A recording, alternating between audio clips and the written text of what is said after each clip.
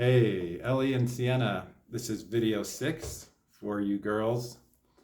6 out of 10. I'm going to be doing 10 videos and I will put them in a playlist for you to watch whenever you want to in the future. As long as YouTube exists, you'll be able to watch these videos. Video 6, what is the key to happiness? Well, would you know it, girls, that at 44 years of age, I'm still trying to figure out what happiness is. So how can I talk about what the key to happiness is? Doesn't make me very qualified, does it? But what I can do is I can talk about the things that make me happy, and I can talk about the things that make me unhappy,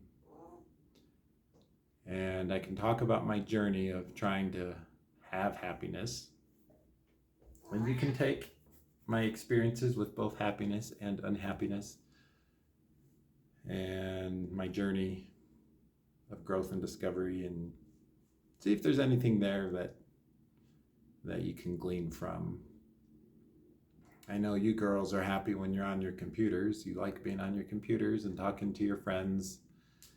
Ellie, you like to paint, or you're learning Korean and Chinese, and that makes you happy. There's a certain kind of music, I forget what it's called, but it's like a Korean style of music that both you girls like. Sienna, you love to spend time with your friends and get-togethers and give money and things to people. Your primary love language is probably gifts and acts of service, Sienna. And Ellie's, yours is probably, gosh, I don't know, words of verbal affirmation. We'll see, I don't know. So experiences in my life, because I have not been truly happy all the time, but I will give you kind of a history of times in my life when I've been truly happy. That's what I'll do. These moments in life, it seems like life is 90% struggle, 10% happiness. And most people I listen to, that seems to be the ratio. Most of life is just kind of the grind and the struggle, and then you have these beautiful moments a fraction of the time. And maybe there's some people who have beautiful moments all the time. I haven't figured that one out. Anyways, let's start from the beginning. Kindergarten, 4 or 5 years old.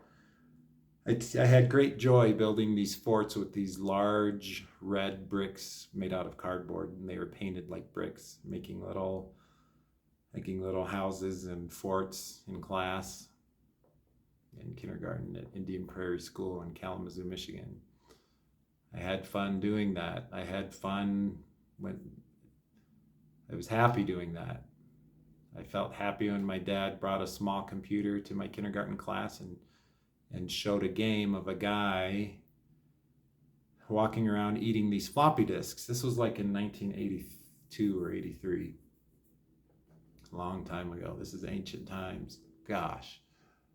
Almost 40 years ago.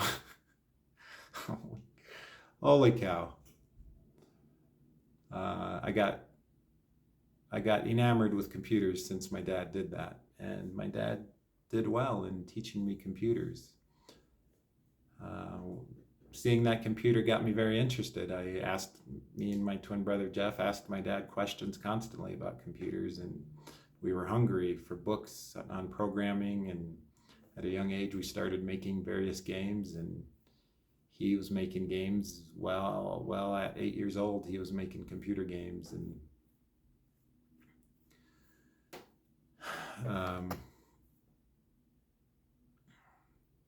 so computers have been a part of my happiness, believe it or not. These things that frustrate most people have been a way for me to emit myself, to extend myself through programming and gaming. So after kindergarten, as time went on, first grade, my teacher, Mrs. Thal, had these cats. And one of these cats was kind of a tiger-looking cat. And she said, well, I need to give these cats away. So anyone, ask your parents, and if they say yes, you can have them. And so I just told her, oh yeah, my parents said it's okay. The next day I said, my parents said it's okay. And I never asked my parents. And so shortly thereafter, she brought the cats to my house. I told her my address, and she showed up with cats, and my parents were shocked. But I was happy to have a cat named Tiger. Sadly, she was run over by a car a few years later while playing in the street. That made me sad. So death makes me sad. There's actual death, and then there's kind of a metaphorical death. My mom died in 2018. My youngest sister, Davina, died in 2020, December of 2020. For my mom, September of 2018, Davina, December 2020. And those deaths were hard. Those deaths were really hard. There's also deaths as if someone has died in real life, but they're still alive. And I have felt that a few times as well. That makes me sad as well. As time went on, so let's get back to happiness, okay? This video is about the key to happiness, not the key to sadness. Fourth grade, fifth grade, sixth grade, I liked playing the cornet. I played the cornet in fifth grade and the viola. In sixth grade, I started playing on a basketball team for the first time. I liked that. I liked it, the fun challenge that it presented. I continued playing basketball through 7th and 8th grade. It was also through 7th and 8th grade that I discovered computer role-playing games where you play as a group of adventurers in a different fantasy world where you have weapons and armor and magic spells and you fight monsters and go on quests. That type of game deeply resonated with me and has brought me a lot of happiness because I can kind of jump into a new world. It helps take me out of the existing world here and into a new world. And that has brought me happiness. It doesn't always bring me happiness, especially as I'm older, but it brought me a lot of happiness. I remember when I was younger. I remember in 7th grade, I would get up at like 5 a.m. to play a computer game called The Bard's Tale 2. Yeah, huh, Dido? And this game was just a party of adventurers going around doing quests, hunting an evil wizard. It was fun. And so computer games and basketball were two things that brought a lot of happiness. As I got into 9th grade, I was very shy, extremely shy at school, did not like to read in front of the class, was terrified of being called on to read in front of the class. I would have panic attack if I got called on and I couldn't read for more than 5 or 10 seconds before I'd run out of breath.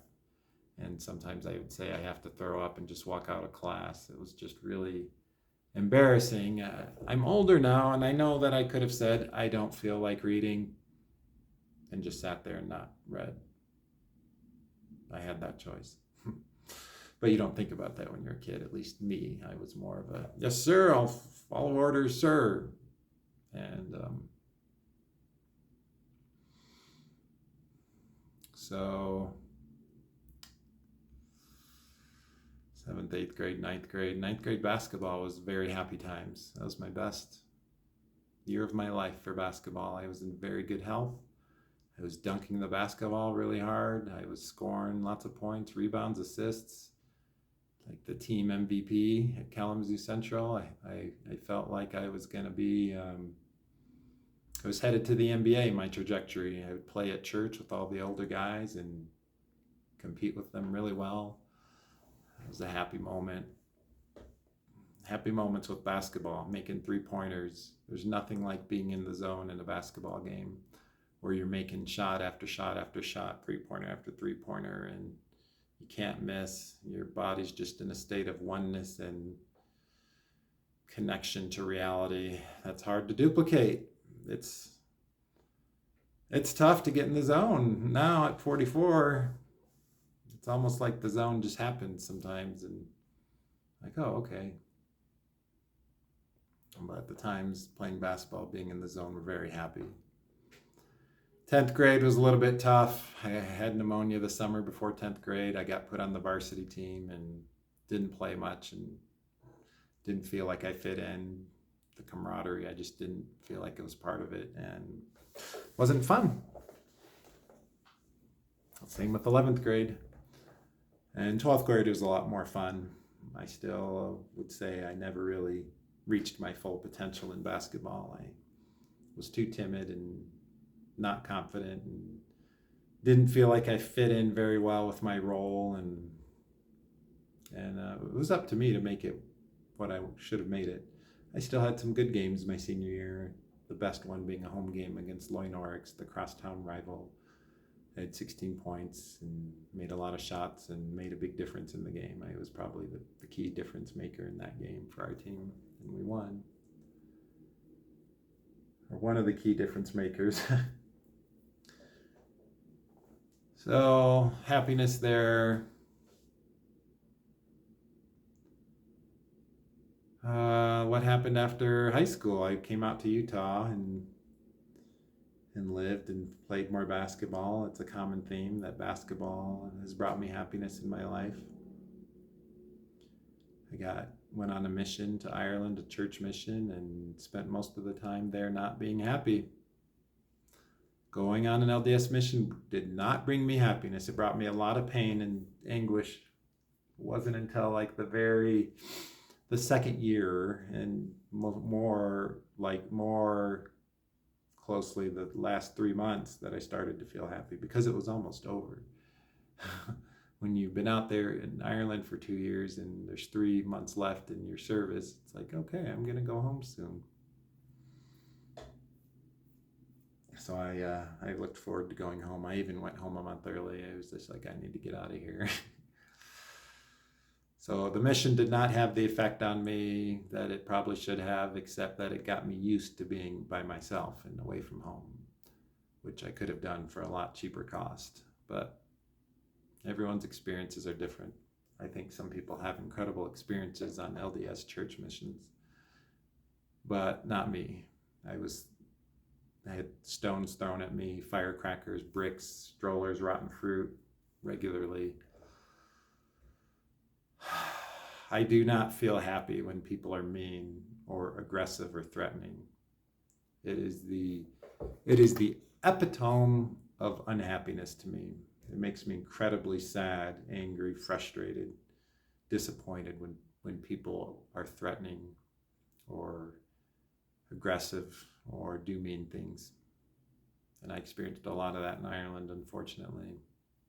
There's no place in this world for people who are like that and doing that. There should be some kind of policing drone everywhere, and if someone is doing that, they get tasered and get a good talking to. That's just my opinion. So I got married for 14 years to your mother, Heidi. There's some happy memories there, telling stories to you girls when you were little and hearing you laugh. That was fun. Throwing stuffed animals onto the ceiling fan in our American Fork house. That was fun. Hearing Ellie read words for the first time. Max ran, the pal ran. That brought me happiness, seeing your development and growth. For both of you girls, Ellie and Sienna, it makes me happy to see you girls grow and learn and develop. Sienna, when you were learning to crawl, you would scoot yourself on your butt, and it was so funny, just like a sidewinding snake with your butt. That was pretty funny. So I love seeing you girls grow and develop into your own personas. That brings me happiness. There are times at work as a software engineer that I'm happy, usually when I solve a difficult problem and I'm able to dig in and use my brain to solve something. That makes me happy. I feel like I've contributed to the earth when I use my brain and knowledge to solve something. Makes me happy. What else? Let's see. Got divorced from your mother after 14 years, and unfortunately that was not a happy time of life. It's like someone you've been with for 14 years, even though I was the one that decided it, it still was like a death. You know how I was talking about death of people that are alive? That was an instance of it. It was hard. And I'm experiencing that right now with the recent breakup girls. And it's like a death. It's worse than a divorce. This one, it's worse than a divorce. This is like a death. Feels like someone I was close to died. And so that's hard. It's hard. You'll interact with people in your life. You'll have friends. And some of your happiest moments, girls, will probably be with your friends doing fun things. I've never really experienced friends that much, if at all. I find that if I try to have friends, something happens where the friendship dissipates. Usually it's the person I knew did something that revealed something about them that made me block them completely. I have a hard time trusting people because I know there's not many people that can really be a true friend. I can count less than 5 people probably on this earth that are true friends to me. But talking to those people has brought me happiness. Good relationships that I've had have brought me happiness. I haven't had many of them. Most of my dating and short relationships, and even this last long relationship I had that was wonderful. They've all ended, but I've had a lot of short relationships end in not a good way. But the experiences I had in this last relationship with Chelsea, I had a lot of happy memories there. Dancing at the Ridge and Cafe and Draper and at the Westerner. She and I danced a lot at the Westerner. And at some point, I might see her again at the Westerner, and she'll have a new boyfriend, and I'll just silently send all the positive energy I can to her and him and wish them well. And but I may need to. Dancing does bring me happiness sometimes, but I may need to step away from it. I've gone back for a few weeks, but it's so tender and raw that I may need to take a long sabbatical from dancing until I can find some sense of normal again. My personal path of growth and discovery, you've heard this term before, girls, and this has been the guiding principle of my life. It is the North Star for me. A recent addition to this personal path of growth and discovery was a coat of arms, the bear. And I made it because I've had difficulty being congruent and making firm decisions and having confidence. And so it put at least into writing something for me to follow. And I still struggle at times to follow it, but at least I have something that is in my mind to do. And when I follow this coat of arms and I am congruent with it, I feel good. Feels right. And I may modify it as time goes on, but I felt happy when I'm congruent with what I feel in my heart and my gut and my mind. When the three of them unite and I act on that unification, I feel good. I can't think of a time where I've had unification between mind, heart, and gut, and that I acted on it that I didn't feel happy afterward. There is something about that alignment. When you feel that alignment, whatever it's telling you to do, unless it's saying like jump off a bridge, don't do that. I don't think they would align to tell you that. Usually it's like giving the $100 at the Westerner for 19 people. That there was great alignment between those 3 parts of me. I do not have like mind, heart, and gut alignment in going dancing right now. Like my gut says, stay away. My heart says, yes, go. Keep up that path of growth. And my mind says, I'm a bit unsure because you're kind of raw. I'm very raw right now. There's no way I could try to have a relationship with someone else right now or even date. It's just too raw. I tried. I got online on Bumble and recently got on Hinge for like 12 hours and then deleted it because I can't. I'm too raw. And I may never get unraw, but time generally heals all wounds, even if it takes a long time, even if they're wounds I created. So this is just a little bit of babbling, girls, but if you're listening to this and I'm dead, I'm grateful that I'm doing this video. It's our parents are part of us, and you girls will find your own identities, your own place in this world. You'll meet people. You'll have amazing experiences. Hopefully all you have is amazing experiences, girls. But you might meet some people and have them as friends, and then they'll do something quite surprising, and you have to block them as a friend. You have to completely cut them off. If you ever have a friend that threatens you or tries to blackmail you or is way too abrasive and aggressive and putting you down, you cut that person out of your life. You cut contact. You don't need to get angry. You don't need to do anything except cease and desist contact. And it's okay to do that. And you should do that liberally with anyone who's not treating you properly. I learned to do this during my journey of personal growth and discovery, to very quickly block anyone that was sending really bad energy toward me. And you can do that. You can take your energy and you can block people out of your energy, girls. Put up an energy field and only accept loving, kind, and supportive and appreciative people who really want to get to know you and understand you. Because you will have people that will bring you happiness, having those people in your life. I have felt happiness by being around people like that. You will have people who will not try to understand you, but they'll try to just control you without understanding. You got to cut those people out. Again, no need to get angry. Just make a simple decision and cut them out. And I've had to do that throughout my journey. It's made me sad to do it. There's people I've hung around and I've had to cut them off. It makes me sad. But protecting your energy is a big key to happiness, I found.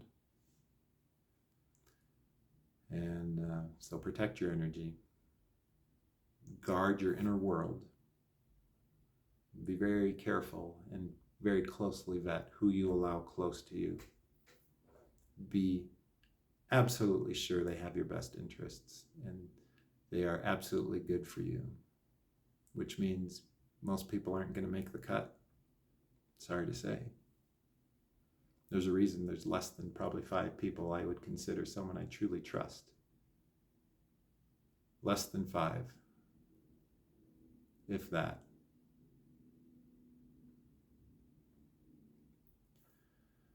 The key to happiness, it's a deep one. It's a tough one. It's unique to each person.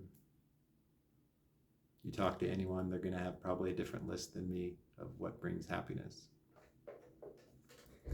So what are some things that bring you happiness, girls? Think about that and try to spend your time doing that.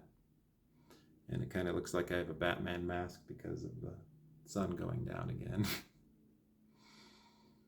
I think I'm going to do all the videos tonight, 6 through 10. That's 5 videos.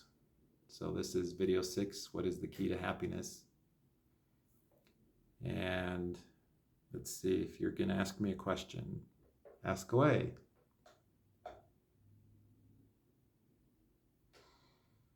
What is my most happiest memory? Was that what you asked? Oh, okay. Let me see. Let me pause and give this some thought, and then I'll unpause and share it with you. Okay, I've got one. There's some personal, very personal experiences of happiness that I will not share publicly, but I will share one that happened when I was a teenager, about 13-ish years old, maybe 14. I was playing in a softball game, church softball in Kalamazoo, and very close game. I think the bases were loaded for the team. There was 2 outs, and I was in the outfield, which means I was way out. I had a glove, and there's a big guy up to bat. And our pitcher threw the ball, and the big guy, I think he was left-handed, just crushed the ball toward me, of course. Like, well, let me turn the light back on. Pause. Of course, it was towards me, so I could decide the fate of the game. And I saw the ball going high, and I immediately knew I had to run backwards. So I just sprinted backwards, hard sprint. And I'm like getting close to the fence.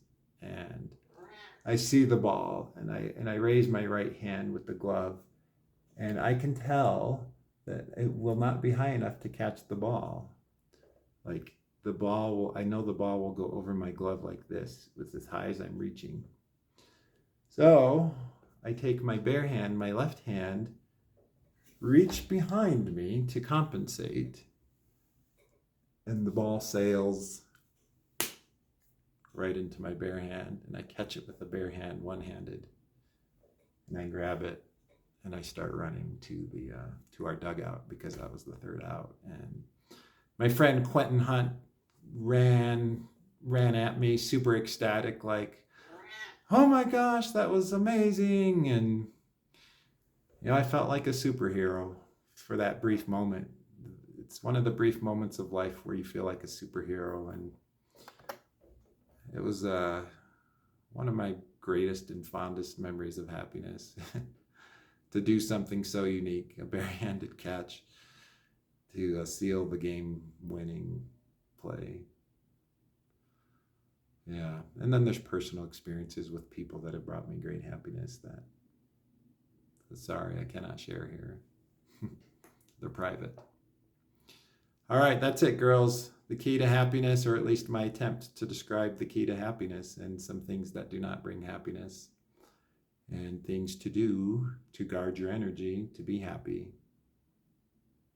I sure love you, girls. Ellie and Sienna, you're precious, you're beautiful, and I look forward to seeing your growth and development. And you have the power to live an amazing life, each of you. Namaste, you 2 beautiful souls. I'll see you in the next video.